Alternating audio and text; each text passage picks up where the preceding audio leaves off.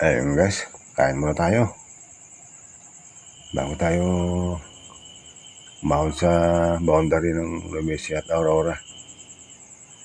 Para may lakas tayong pumadyak guys. Ayun. Naantay ko nga pala yung ulam ko. Wala pa akong ulam.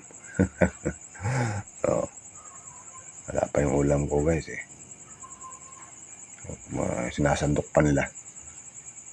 Tsaka bawal ipakita yung order ko. So ayun guys, pagtaas kong kumain, nagpahinga na ako ng konti. Ayan tanda na yung aking partner. Siya na natin umahon guys. Ayan. Sala na akong umahon dyan guys. Ayan. Solo ride na naman. Ayan lang si Papski nyo. Mahilig mag solo ride. Ayan linis ng alsada. Paahon yan guys.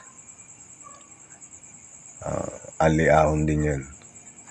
Pirmis na ahon, walang lusong.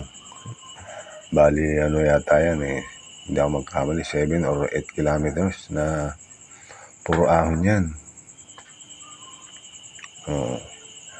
Pero hindi ka naman mainip. Gawa ng malilibang ka naman sa tanawin. Saka malamig dito guys. Malamig yung simoy ng hangin. Ayan guys. Lapit na tayo sa kurbada na naman. Pag kurba dyan, ahon ulit yan guys.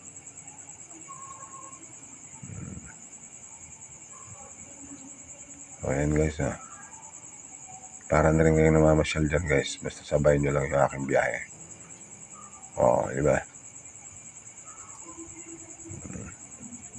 Hinihingal na yan. Pero kaya niya yan. Hindi niya yan lulubayan guys.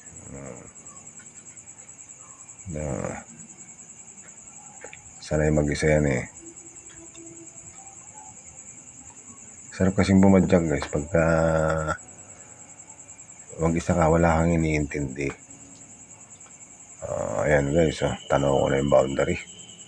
Ayan na guys, malapit na tayo. Sulit na naman yung pagod ko. Diba?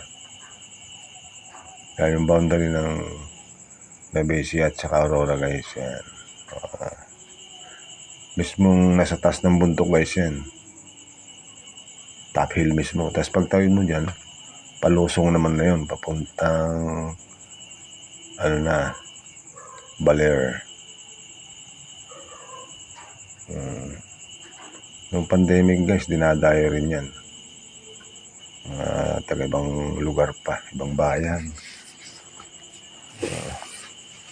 Kaya lang ang gamit nila mga big bike, kami bike lang.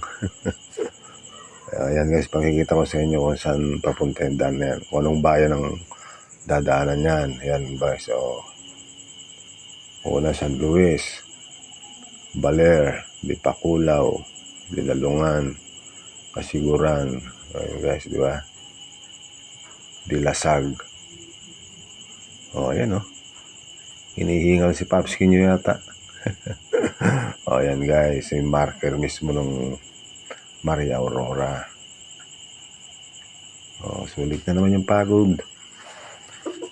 Di ba? Success na naman yung aking padyak.